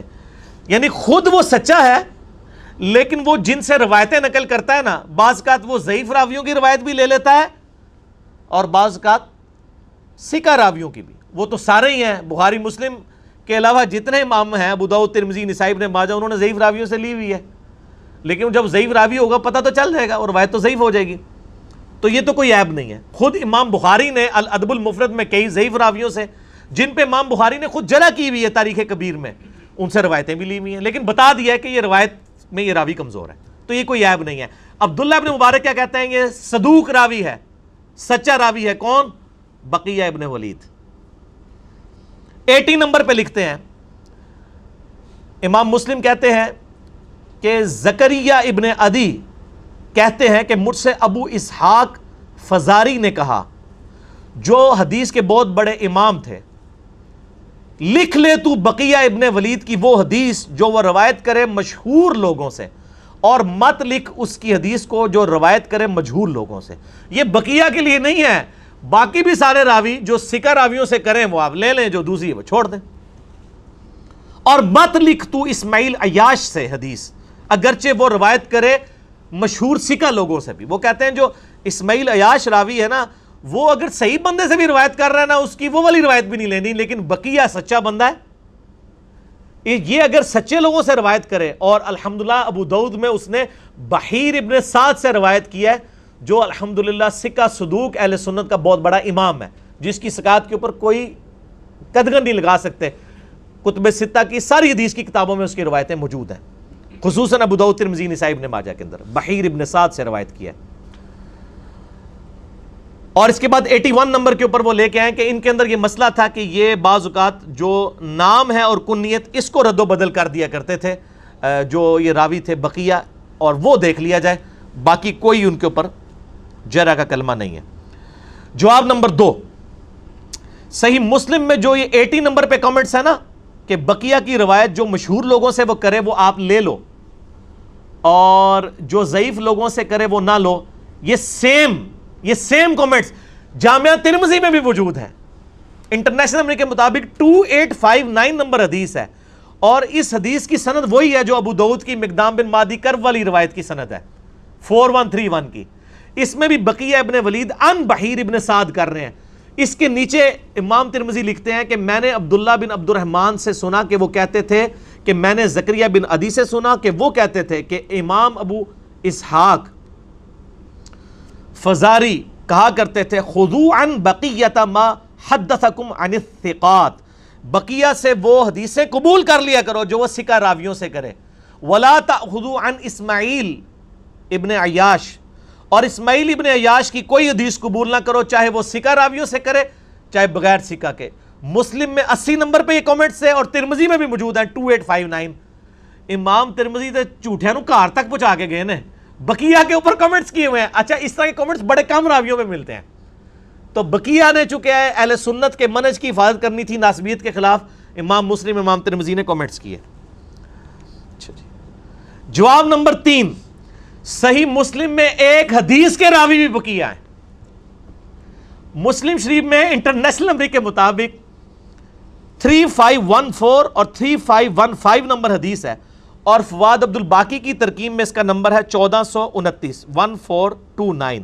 ابن عمر کہتے ہیں رضی اللہ تعالیٰ عنہ کہ نبی علیہ السلام نے فرمایا اگر کوئی ولیمے کی دعوت دے یا کوئی بھی اور دعوت دے تمہارا مسلمان بھائی تو قبول کر لیا کرو۔ یہ مشہور حدیث ہے، اس حدیث کے راوی بھی بقیہ ہیں، وہی راوی۔ ٹھیک ہو گیا جی۔ جواب نمبر 4، جامعہ ترمذی کی مشہور ترین حدیث جو اہل سنت کے بچے بچے کو رٹی ہوئی ہے، انٹرنیشنل نمبر کے مطابق 2676، کہ آپ صلی اللہ علیہ وآلہ وسلم نے فرمایا میرے بعد تم بہت اختلاف دیکھو گے، اس وقت علیکم بسنتی و سنت الخلفاء الراشدین المہدیین، میری سنت اور میرے خلفاء راشدین کی سنت کو لازم پکڑ لینا۔ یہ جو حدیث ہے جامعہ ترمذی میں انٹرنیشنل نمبر کے مطابق 2676، اس حدیث کی سند وہی ہے جو ابو داؤد کی سند ہے، بقیہ ابن ولید نے روایت کیا ہے بحیر ابن سعد سے۔ اس حدیث کی سند وہی ہے جو ابو داؤد میں مقدام بن معدی کرب والی حدیث 4131 والی ہے۔ ٹھیک ہوگا جی۔ 5واں جواب، المستدرک للحاکم میں بھی یہی جو سند ہے، بقیہ ابن ولید روایت کر رہا ہے بحیر ابن سعد سے، خواہ وہ ان سے روایت کرے چاہے حدثنا سے روایت کرے۔ یہ حدیث مستدرک للحاکم میں بھی اسی سند کے اوپر 2 حدیثیں ہیں 2435 اور 4230، جس کو امام حاکم نے مسلم کی شرط پہ صحیح کہا اور امام ذابی نے موافقت کرتے ہوئے کہا کہ بقیہ کی یہ جو حدیث لینا ہے یہ امام مسلم کی شرط پہ حدیث صحیح ہے، چونکہ امام مسلم نے یہ حدیث لی ہوئی ہے 3514 اور 3515۔ ٹھیک ہوگا جی۔ امام حاکم نے اور امام ذابی نے بقیہ کی حدیث بحیر ابن سعد سے مسلم کی شرط پہ صحیح کہی ہوئی ہے۔ 5 جواب ہے، اور کنہیں جواب دیا؟ ابن حجر اسقلانی المتوفا 852 ہجری، انہوں نے بھی کہا یہ صدوق راوی ہے، البتہ مدلس تھا، مدلس تو ہم بھی مانتے ہیں، اور امام ذابی بھی اس کو صدوق کہتے ہیں۔ اور بقیہ کی بحیر ابن سعد سے روایتیں جس طرح ابو داؤد میں 4131 ہے، ابو داؤد، ترمذی، نسائی، ابن ماجہ، چاروں سنن اربعہ کی کتابوں میں آپ بقیہ مکتبہ شاملہ میں لکھیں اور بحیر لکھیں، بے شمار حدیثیں کھل جائیں گی۔ یہ صرف 4131 مقدام بن معدی کرب اور معاویہ بن ابی سفیان رضی اللہ تعالی عنہما والی روایت نہیں ہے، بلکہ اور روایتیں بھی موجود ہیں۔ اعتراض نمبر 2، وہ کہتے ہیں جی بقیہ ابن ولید مدلس ہے اور ان سے روایت کر رہا ہے، تو اس کے میں 3 جواب دوں گا، اسی پہ میری گفتگو کنکلوڈ ہوگی۔ جواب number 1، to kill the evil ان دا بڈ، برائی کو میں جڑ میں ختم کرتے ہوئے آپ کو یہ بتاؤں کہ یہ بقیہ ابن ولید نے بحیر ابن سعد سے سما کی تصریح کی ہوئی ہے مسند احمد والے طریق کے اندر، اس میں تو ان سے روایت کر رہا ہے نا ابو داؤد میں۔ مسند احمد میں جو حدیث ہے 17228 عربی والی اور اردو PDF میں 17321، اس میں بقیہ نے بحیر ابن سعد سے حدیث سننے کی سماعت کی تصریح کی ہوئی ہے، ان سے روایت نہیں کیا ہوا، لہذا سماع کی تصریح مل گئی تو ابو داؤد والی روایت بھی صحیح ہوگی۔ ٹھیک ہو گیا جی. جواب نمبر 2, جو جامعہ ترمذی کی حدیث ہے 2676 علیکم بسنتی و سنت الخلفاء الراشدین المہدیین, اس میں بھی بقیہ ابن ولید ان سے ہی روایت کر رہا ہے بحیر ابن سعد کے ساتھ, اور امام ترمذی اس حدیث کو کہہ رہے ہیں ھذا حدیث حسن صحیح, حالانکہ سماع کی تصریح نہیں تھی. امام ترمذی نے اس کے باوجود ان والی روایت کو بھی علیکم بسنتی و سنت الخلفاء الراشدین المہدیین, ترمذی کی روایت کو امام ترمذی نے صحیح کہہ دیا سماع کی تصریح کے بغیر بھی. وہ میں آپ کو بتاتا ہوں کیوں کہا. لہٰذا اس کی سند اور 4131 ابو داؤد کی سند بالکل سیم ہے. جواب نمبر 3, یہ امام ترمذی نے بھی صحیح کہا, شیخ البانی نے بھی صحیح کہا, اور سب سے بڑھ کر شیخ زبیر لیزئی صاحب جو ذرا سے تدریس کے مسئلے میں اتنی مضبوط روایتیں جو ترمذی میں بھی آئی ہیں جن کو امام ترمذی نے صحیح کہا ہے, شیخ زبیر صاحب ان کو ضعیف ڈکلیئر کر دیتے تھے کہ سماع کی تصریح نہیں ہے. اب کیا وجہ ہے کہ شیخ زبیر صاحب اس روایت کو سماع کی تصریح کے بغیر بھی صحیح کہہ رہے ہیں, اگرچہ میں نے ثابت کر دیا کہ مسند احمد میں موجود ہے. اس کی میں آپ کو ریزن بتاتا ہوں. 2012 کی بات ہے, جب یہ روایت ہم نے پہلی دفعہ پبلک میں مارکیٹ میں ان کروائی نا, تو بڑا شور کھڑا ہوا شیخ زبیر صاحب کی وفات سے 1 سال پہلے. اب شیخ زبیر صاحب زندہ تھے, کسی نے جرت نہیں کی روایت پر ڈاکہ مارنے کی. ظاہر البانی بھی صحیح کہہ رہا ہے, زبیر لیزئی صاحب بھی صحیح کہہ رہے ہیں. ان کو پتا تھا شیخ زبیر صاحب ہمیں لتر پھیریں گے, انہوں نے کہا شیخ زبیر صاحب کی زندگی میں تو ہم یہ کام نہیں کر سکتے, بعد میں کریں گے. لیکن نجی محفلوں میں ڈسکشن شروع کر دی تو ہمارے ایک جیلم شہر کے بھائی ہیں ماشاءاللہ, سوشل میڈیا کے اوپر بڑا اچھا کام کر رہے ہیں, بلکہ ہمارے جو فرحان بھائی ہیں یہ بھی انہی کا تحفہ ہے.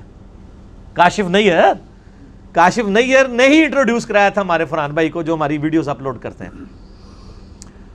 تو وہ آج کل گلف سٹیٹس میں, تو کاشف نیئر نے مجھے فون کیا 2012 میں, مجھے یاد ہے. مجھے کہتا ہے کہ یہ جو مقدام بن مادی کرب والی حدیث آپ نے بیان کی ہے, اس میں تو بقیہ جو وہ ان سے روایت کر رہا ہے اور سماع کی تصریح نہیں ہے. تو میں نے شیخ زبیر صاحب کو فون کر کے کہا کہ اس کی سماع کی تصریح ہمیں دکھائیں, حالانکہ مسند احمد میں موجود ہے. میں نے بتا دیا. شیخ زبیر صاحب نے کہا یہ سماع کی تصریح کے بغیر بھی حدیث صحیح ہے. تو مجھے کاشف نیئر کہتا ہے دیکھو یار شیخ زبیر صاحب کہہ رہے ہیں سماع کی تصریح کے بغیر بھی یہ روایت صحیح ہے. تو میں نے ان کو کہا مجھے سمجھائیں کیسے. تو وہ مجھے کہتے ہیں آپ پاکستان آئیں مجھے ملنے کے لیے, تو آپ کو میں سمجھا دیتا ہوں. ظاہر ہے وہ پوری سائنس ہے نا ایک حدیث کے علم کی. ہم تو وہ سائنس ویڈیو میں رکھ دیا, آپ کو پاکستان آنے کی ضرورت نہیں, آپ ویڈیو میں دیکھ لیں گے, یہ وہ سائنس آپ کو سمجھا دیتے ہیں. تو مجھے کاشف بھائی کہتے ہیں کہ جی دیکھیں علی بھائی انہوں نے مجھے یہ کہا. میں نے کہا ٹھیک کہا انہوں نے, تو آپ آ جائیں. تو یہ مجھے گفتگو یاد تھی, میں جب یہ لیکچر تیار کر رہا تھا نا, تو پھر میں نے فرحان بھائی سے کہا, میں نے کہا یار کاشف نیئر کو مجھے فون کرے. ظاہر ہے وہ گلف اسٹیٹ میں ہے, تو انہوں نے میرا موبائل نمبر ان کو دیا, تو انہوں نے مجھے اسی وقت کال کی, 4-5 دن پہلے کی بات ہے. تو میں نے کہا کاشف بھائی آپ کو یاد ہے آپ نے 2012 میں, اب تو آج 9 ستمبر 2018 ہے, 6 سال پرانی بات ہے. میں نے کہا آج میں لیکچر ریکارڈ کرانے لگا ہوں تو مجھے آپ کی بات یاد آئی ہے. کہتے ہیں علی بھائی ایسے ہی بات ہوئی تھی, مجھے انہوں نے کہا تھا آپ حضرو آ جائیں تو میں آپ کو سمجھاؤں گا, یہ بالکل روایت صحیح ہے, یہ سماع کی تصریح کے بغیر بھی صحیح ہے روایت. یعنی شیخ زبیر صاحب کو یہ پتا تھا. آج کو کہہ رہے ہیں نا وہ جو ان کے شاگرد اور ان کے پوتا شاگرد صاحب وہ کوئی سامنے آئے ہوئے ہیں ناسبی, وہ کہتے ہیں کہ جی وہ جی شیخ زبیر صاحب کو اللہ تعالیٰ معاف کرے, ان سے غلطی ہوئی ہے, اگر زندہ ہوتے تو ہم ان کو بتاتے. ان کی زندگی میں تم لوگ جو ہیں وہ چوہوں کی طرح ایک دوسرے کو تو بتاتے پھرتے تھے, سامنے نہیں آتے تھے. ان کے فوت ہونے کے بعد سامنے آ گئے ہو.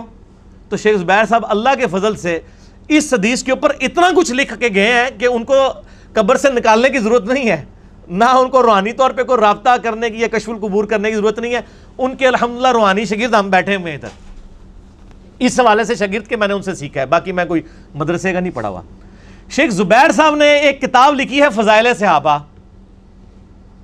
بڑی مشہور کتاب ہے ان کی, جس میں خلفائے راشدین کے فضائل ہیں, امہات المومنین میں سے ہیں فضائل.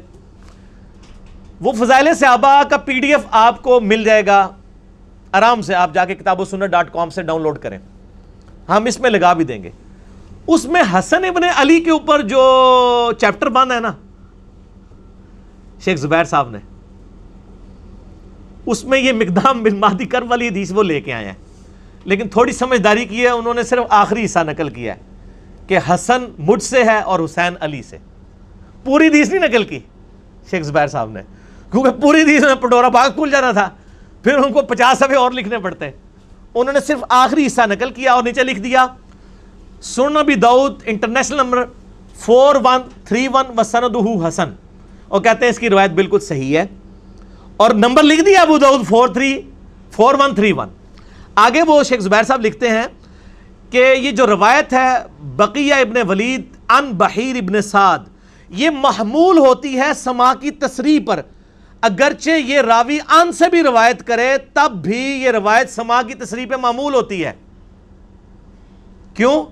انہوں نے لکھا اس لیے کہ جو بقیہ تھا وہ بحیر کی کتاب سے روایت کرتا تھا, لہذا سماع کی تصریح کی ضرورت ہی نہیں ہے. مثلا میں آپ کو ایک پمفلٹ لکھ کے دوں اپنے ہاتھوں سے, اور اس میں نے کچھ احادیث لکھی بھی ہوں,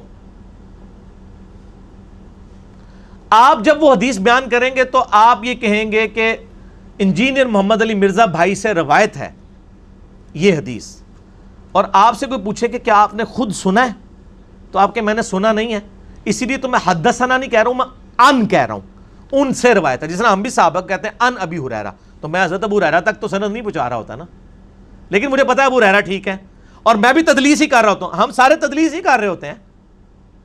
ان ابی ہریرہ بیچ میں کوئی سند تو نہیں بیان کر رہے, وہ تو میں کہتے ہیں بخاری میں جائیں وہاں سے سند ملے گی. تو آپ کہیں گے کہ علی بھائی سے میں نے خود تو نہیں سنا, لیکن انہوں نے جو پمفلٹ لکھ کے دیا تھا اس میں انہوں نے روایت لکھی ہوئی ہے, تو سند پوری ہو گئی. اسی طریقے سے بحیر ابن سعد کی کتاب تھی جس میں پوری سندیں موجود تھیں. بحیر ابن سعد اگر اپنی سند سے کوئی حدیث اپنے شاگرد بقیہ کو دے لکھ کے, اب وہ خود اس کے سامنے تلاوت نہ کرے اس کو کہے بیٹا یہ میری کتاب ہے, میری سند اوپر تک ہے, اور وہ خود ثقہ راوی ہے, ظاہر اہل سنت کا امام ہے.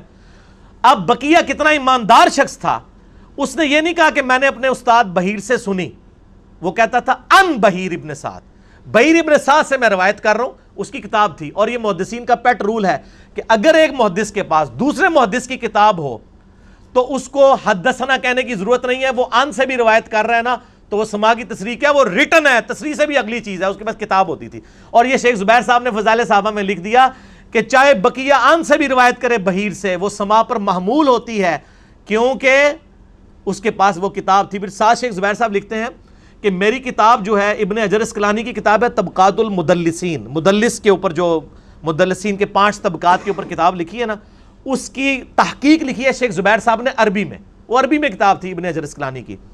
تو شیخ زبیر صاحب نے لکھا ہے میری کتاب الفتح المبین فی تحقیق طبقات المدلسین, وہ کتاب میری دیکھیں, اس میں صفحہ نمبر 69 پہ چلے جائیں, میں نے بقیہ کے بارے میں پوری تفصیلات لکھی ہوئی ہیں. اور شیخ زبیر صاحب نے کہار پہ جا کے گئے ہوئے اس روایت ہوتے, اور اللہ کے فضل سے ہم اس کا PDF بھی لگا دیں گے طبقات المدلسین کا. طبقات المدلسین میں شیخ زبیر صاحب نے کیا لکھا بقیہ کے بارے میں, یہ PDF JPG آپ کے سامنے ہے HD سکرین پہ انشاءاللہ. چوتھے طبقے میں جو مدلسین کے پہلا راوی ہے بقیہ ابن ولید الحمصی, حمص شام کا رہنے والا تھا. وہ لکھتے ہیں مشہور محدث ہے, اور مسلم شریف میں بھی اس کی ایک حدیث موجود ہے. شیخ زبیر صاحب نے تو صرف لکھا تھا نا, یہ شیخ زبیر صاحب نے لکھا, یہ ابن حجر اسقلانی نے لکھا ہوا ہے. ہم نے وہ حدیث کا نمبر بھی بتا دیا ہے 3514 3515. لیکن وہ کثرت سے تدلیس کرتا تھا ضعیف اور مجہول راویوں سے, لیکن ائمہ اہل حدیث نے اس کی صفات بھی بیان کی ہیں. وہ جو صفات بیان کی ہیں عبداللہ ابن مبارک سے 43 نمبر اور 80 نمبر امام فزاری سے, میں نے مسلم شریف سے آپ کو دکھا دیا کہ اماموں نے اس کی توثیق کی ہوئی ہے. اس کے بعد شیخ زبیر صاحب لکھتے ہیں کہ امام نسائی بھی اسے ثقہ مانتے ہیں, 197 ہجری میں وہ فوت ہوا ہے, اور وہ حسن الحدیث صدوق راوی ہے. اگر وہ سماع کی تصریح کر دے اس سے تدلیس سے تسویہ ثابت نہیں ہے, اور اس کی تفصیل کے لیے آپ شیخ البانی کا جو احادیث ضعیفہ ہے اس کو آپ دیکھ لیں. ٹھیک ہو گیا جی. وہ کہتے ہیں یہ جو تدلیس سے تسویہ کا الزام لگا رہے ہو یہ کوئی ثابت نہیں ہے, وہ ناسبی لگا رہا ہے نا. وہ کہتے ہیں یہ الزام ثابت ہی نہیں, اور شیخ البانی نے بھی پوری بحث کی ہوئی ہے سلسلہ احادیث ضعیفہ کے اندر کہ یہ تدلیس تسویہ کا الزام ان کے اوپر جھوٹا ہے, اور روایت جو ہے بقی عن بحیر ابن سعد وہ صحیح ہوتی ہے. اس میں انہوں نے اسپیشل لکھ دیا ہے, اور کوئی بقیہ کے کسی استاد کا ذکر نہیں کیا. انہوں نے لکھا ہے کہ بقیہ کی روایت بحیر ابن سعد سے اگر ہو تو وہ سماع کی تصریح کے اوپر محمول ہوتی ہے. یہ سارے جے پی جیز انشاءاللہ اللہ کے فضل سے ہم لگا دیں گے تاکہ اس کے بعد کسی کو کوئی گنجائش نہ رہے. اللہ تعالیٰ کی کروڑوں رحمتیں ہوں شیخ زبیر علی زئی رحمہ اللہ تعالیٰ پر. اگرچہ وہ دنیا میں موجود نہیں ہیں لیکن ان کے نام پہ جو دھوکے دے رہے ہیں امت کو, ان دھوکوں کا علاج وہ اپنے مرنے سے پہلے کر کے گئے ہیں. جو انہوں نے چھپائے ہوئے تھے انشاءاللہ یہ ایچ ڈی ریکارڈنگ میں آئیں گے. اور اس قسم کے جو لوگ اہل بیت کے خلاف کلپ چڑھا رہے ہیں, میں ہر کلپ کا جواب اس لیے ضروری نہیں سمجھتا, وہ اتنی چھڑولیں ہوتی ہیں کہ ہمارے عام سٹوڈنٹ آ کے کہہ رہے ہوتے ہیں, ٹھیک ہے نا جی, عبد القیوم بھائی مجھے کہہ رہے تھے کہ یار یہ کس قسم کی باتیں ریکارڈ کرا رہے ہوتے ہیں, کوئی بات سمجھ نہیں آتی, فضول قسم کی باتیں کر رہے ہوتے ہیں. وہ باتیں ہی فضول ہوتی ہیں, کہاں سے سمجھ آئیں. تو بہرحال میں نے ایک نمونے کے طور پہ یہ جواب ریکارڈ کروا دیا ہے تاکہ جن لوگوں کے لیے یہ ہمارا کلپ انشاءاللہ اپلوڈ ہوگا, امام حسن علیہ السلام کا قاتل کون, اس عنوان سے انشاءاللہ تعالی علمی و تحقیقی مجلس نمبر 26 کا پہلا اسپیشل کوسچن. اور باقی کوسچن انشاءاللہ ندیم ریاض بھائی مجھ سے 1 to 1 کریں گے, لیکن اس سے پہلے ہم ایک وقفہ کر لیتے ہیں. اللہ تعالیٰ سے دعا ہے جو حق بات میں نے کہی اللہ تعالیٰ ہمارے دلوں میں راسخ فرمائے. اگر جذبات میں میرے منہ سے کوئی غلط بات نکل گئی تو اللہ تعالیٰ ہمارے دلوں سے معاف کر دے, ہمیں کتاب و سنت کی تعلیمات پر عمل کر کے دوسرے بھائیوں تک پہنچانے کی توفیق عطا فرمائے. سبحانک اللہم و بحمدک اشہد ان لا الہ الا انت استغفرک و اتوب الیک وما علینا الا البلاغ المبین. جزاکم اللہ خیرا, احسن الجزاء.